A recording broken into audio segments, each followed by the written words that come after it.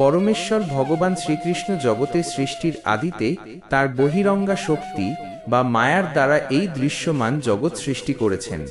সেই মায়া শক্তি সৎ এবং অসৎ উভয় রূপেই বিদ্যমান। ভগবান নিজে ত্রিগুণের অতীত হয়েও এই মায়ার গুণের দ্বারা নিজেকে আবৃত করার মতো লীলা প্রদর্শন করেন এবং সৃষ্টির কার্য নির্বাহ করেন। যদিও তিনি বিভু অর্থাৎ সর্বশক্তিমান এবং সমস্ত গুণের ঊর্ধ্বে, তবুও তিনি তার এই অচিন্ত্য শক্তির মাধ্যমে জগতের পরিকাঠামো বিন্যাস করেন।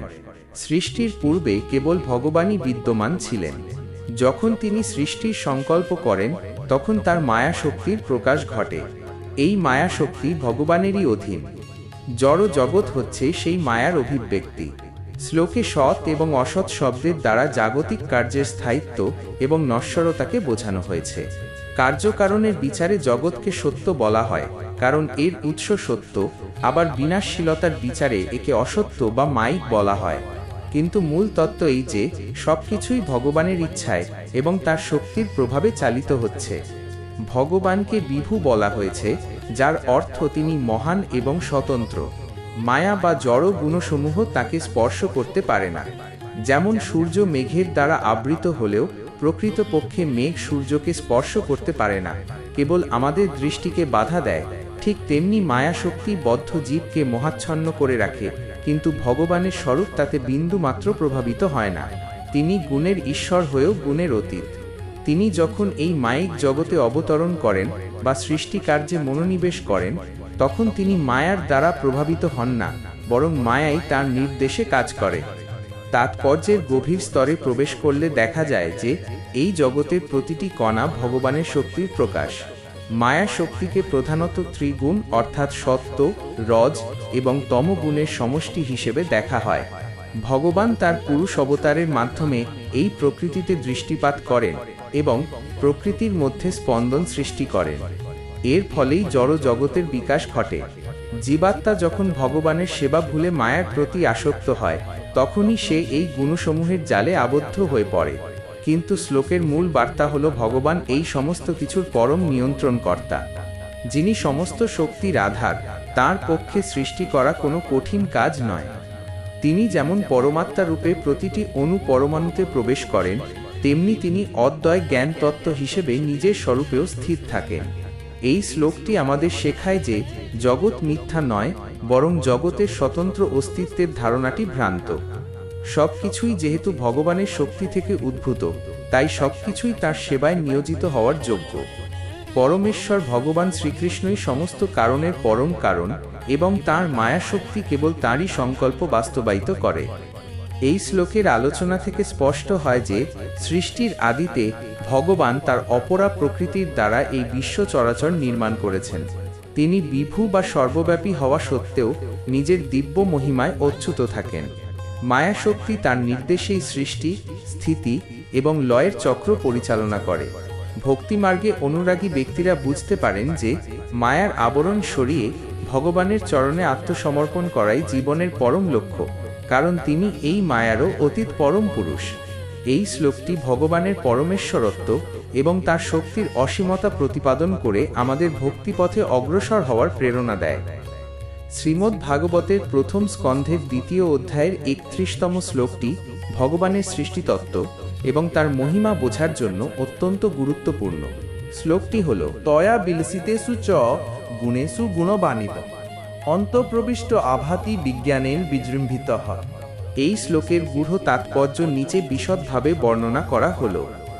পরমেশ্বর ভগবান যখন তার মায়া শক্তির দ্বারা সৃষ্ট জড় জগতের গুণসমূহের মধ্যে প্রবেশ করেন, তখন তাকে সেই গুণসমূহের দ্বারা প্রভাবিত বলে মনে হয়, কিন্তু প্রকৃতপক্ষে তিনি তার দিব্য বিজ্ঞানের দ্বারা সর্বদাই সমহিমায় প্রতিষ্ঠিত থাকেন। যদিও তিনি প্রতিটি জীবের হৃদয় এবং জড় প্রকৃতির প্রতিটি পরমাণুতে অন্তর্যামী রূপে প্রবেশ করেন, তবুও তিনি জড় প্রকৃতির ত্রিগুণ অর্থাৎ সত্ত্ব, রজ এবং তম গুণের দ্বারা কখনো লিপ্ত হন না। অগ্নির উদাহরণ দিয়ে বিষয়টি পরিষ্কার করা যায়। অগ্নি যখন কাষ্ঠের মধ্যে প্রবেশ করে, তখন কাষ্ঠের আকার অনুযায়ী অগ্নিকে ভিন্ন ভিন্ন রূপের বলে মনে হয়, কিন্তু প্রকৃতপক্ষে অগ্নি তার নিজস্ব ধর্মেই স্থিত থাকে। ঠিক তেমনি ভগবান যখন সৃষ্টির মধ্যে অনুপ্রবিষ্ট হন, তখন অজ্ঞ ব্যক্তিরা মনে করেন তিনি বুঝি প্রকৃতির অধীন হয়ে পড়েছেন, কিন্তু জ্ঞানীরা জানেন যে তিনি গুণাতীত। এই শ্লোকের তাৎপর্যে বলা হয়েছে যে ভগবান পরমাত্মা রূপে সর্বব্যাপী। তিনি তার স্বীয় শক্তির দ্বারা জগতের অভ্যন্তরে প্রবেশ করে জগৎকে ধারণ করে রাখেন। ব্রহ্মসংহিতায় বলা হয়েছে যে তিনি প্রতিটি অণু পরমাণুর অভ্যন্তরে এবং প্রতিটি জীবের হৃদয়ে অবস্থান করেন। এই যে তার প্রবেশ, একে বলা হয় অন্তর্যামী রূপ। সাধারণ মানুষের দৃষ্টিতে মনে হতে পারে যে ভগবান যেহেতু জড় জগতের সাথে যুক্ত হয়ে আছেন, তাই হয়তো তিনি জগতের দুঃখ, সুখ বা গুণের দ্বারা প্রভাবিত হচ্ছেন।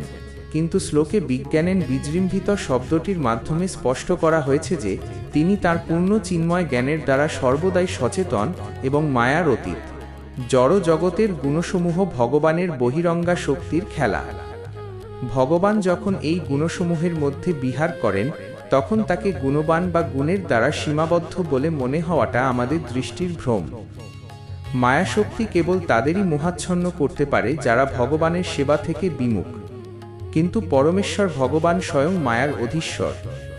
তিনি যখন এই মর্ত্যলোকে অবতরণ করেন অথবা সৃষ্টির কার্যে নিজেকে ব্যাপৃত করেন, তখন তার দিব্য জ্ঞান বা স্বরূপ শক্তির কোনো বিকার ঘটে না। তার এই অন্তঃপ্রবিষ্ট হওয়ার উদ্দেশ্য হল জীবকে উদ্ধার করা এবং জগৎকে সচল রাখা। প্রকৃতির নিয়মে সবকিছু চললেও সেই নিয়মের অন্তরালে ভগবানের সচেতন উপস্থিতি বিদ্যমান। একজন কুশলী অভিনেতা যেমন মঞ্চে বিভিন্ন চরিত্র অভিনয় করার সময় নিজেকে সেই চরিত্রের মতো প্রকাশ করেন, কিন্তু মনে মনে তিনি জানেন তিনি কে। ঠিক তেমনি ভগবান এই জগতে প্রবেশ করেও তার দিব্য ভাব হারান না। জড় জগৎ হচ্ছে ভগবানের শরীরের প্রতিচ্ছবি মাত্র।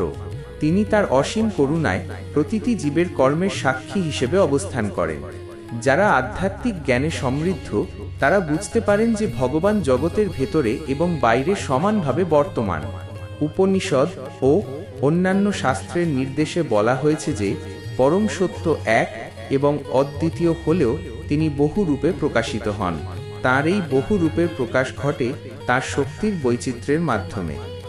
এই শ্লোকে গুণবাণীব শব্দটি ব্যবহারের মাধ্যমে বোঝানো হয়েছে যে তিনি গুণের মতো প্রতীয়মান হলেও প্রকৃতপক্ষে গুণাতীত। আমাদের সীমাবদ্ধ ইন্দ্রিয় দিয়ে আমরা তার এই অচিন্ত ভেদাভেদ তত্ত্ব বুঝতে পারি না, কিন্তু শুদ্ধ ভক্তির মাধ্যমে যখন হৃদয়ে জ্ঞানের প্রদীপ জ্বলে ওঠে, তখন উপলব্ধি করা যায় যে এই দৃশ্যমান জগৎ এবং এর প্রতিটি ক্রিয়া প্রতিক্রিয়া আসলে ভগবানেরই শক্তির এক বিশেষ বিন্যাস।